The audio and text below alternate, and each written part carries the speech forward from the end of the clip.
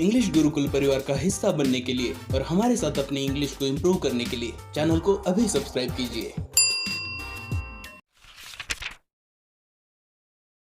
Hello दोस्तों, स्वागत है आपका इंग्लिश गुरुकुल यूट्यूब चैनल पे।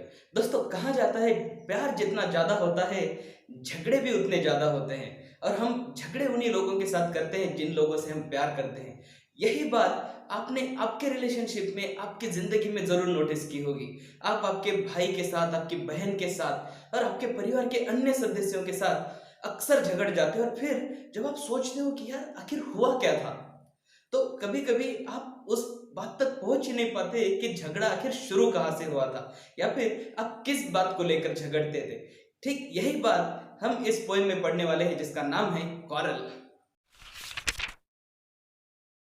हेलो दोस्तों, स्वागत है आपका इंग्लिश गुरुकुल यूट्यूब चैनल पे। दोस्तों, पोएट एलेनोर रिजन कहती हैं, भाई बहन के बीच में कॉरल होना, झगड़ा होना एक बहुत ही सामान्य सी बात है, बहुत ही कॉमन सी बात है। लेकिन कभी-कभी उन्हें खुद भी ये नहीं पता होता है कि वो किस चीज़ को लेकर झगड़ रहे हैं, किस चीज़ को लेकर उनके बीच में बहस हो रही है। लेकिन उनकी जो बहस होती है, वो कितनी देर तक टिक पाती है? चलो देखते हैं इस पोएम के अंदर। आई quarreled with my brother, I don't know what about.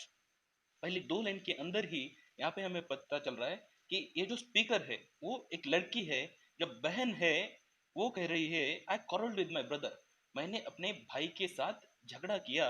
I don't know what about, और मुझे ये पता ही नहीं है कि किस चीज को लेकर मैंने ये quarrel किया, ये झगड़ा किया। आगे वो कहती है, one thing led to another and somehow we fell out. और वो कहती है, one thing led to another, एक चीज से दूसरी चीज होती गई। जैसे कि अक्सर होता है जब कोई झगड़ा होता है, मान लीजिए बहन ने भाई से कहा कि वो जो वहां पे पेन पड़ी है वो मुझे दे दे, उसके ऊपर वो बोलेगा नहीं दूंगा, तू क्या कहीं कि कोई महारानी लग के गई क्या? तो एक चीज से दूसरी महारानी के ऊपर चला गया। फिर वो कहेगी हाँ हूँ मैं महारानी, तू है भिखारी। फिर ऐसा कुछ होते होते इनके बीच में जो झगड़ा है, शुरू तो होगा उस पेन को लेकर, पेन से वो झगड़ा शुरू होगा, लेकिन जब खत्म होगा तो उन्हें भी नहीं याद रहेगा कि आखिर झगड़ा शुरू कहाँ से हुआ था। तो ऐसा ही यहाँ पे उस बहन के साथ भी हुआ, और वो कहती one thing led to another, एक चीज से दूसरी चीज होती गई, and somehow we fell out. और वो कहती है कि हम दोनों के बीच में झगड़ा हो गया। यहाँ पे जो फेल आउट है उसका मतलब है दोनों के बीच में असहमति होना, झगड़ा हो जाना। The start of it was light, the end of it was strong. और वो कहती है जब ये शुरू हुआ था झगड़ा, जो कॉरल या बहस हम दोनों के बीच में जो शुरू हुई थी, उसकी जो शुरुआत थी, जो स्टार्ट थी, वो स्लाइड थी।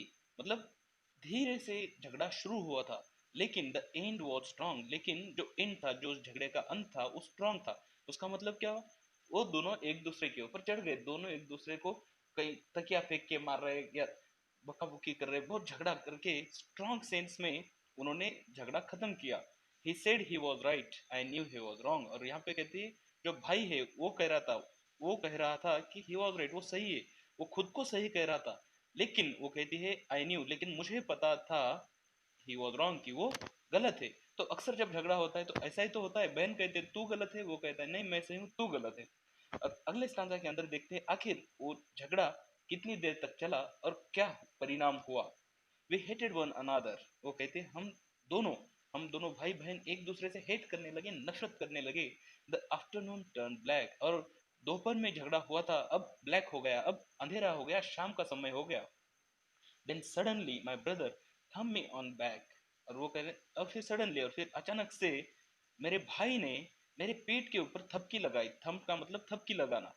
And said oh come along, और फिर उसका भाई क्या बोला उसके पीठ पर थपकी देते हुए, कम अलोंग, ओ चलो, we can't go on all night, I was in the wrong. वो कहता है कि we can't go on all night, पूरी रात हम ठीक इसी तरह से नहीं नफरत करते रह सकते, या बस एक दूसरे के ऊपर चिढ़ कर या मुंह बनाते हुए हम पूरी रात नहीं बिता सकते।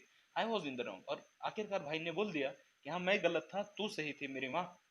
और फिर वो कहती है so he was in the right, और फिर वो कहती है he was in the right, क्योंकि पहले वो गलत था। पहले जो सिस्टर है, जो बहन है, वो कहती है कि वो गलत था, और अब जब उसने गलत हूँ ऐसा एक्सेप्ट कर लिया, तो अब वो सही हो गया। और फिर इन दोनों का जो झगड़ा है वो इस तरह से खत्म हो गया। उम्मीद करता हूँ आपको ये पोएम अच्छे से समझ गई। अगले वीडियो के अंदर इस पोएम के सारे क्वेश्चंस एंड आंसर डिस्कस करेंगे। Thank you very much for watching.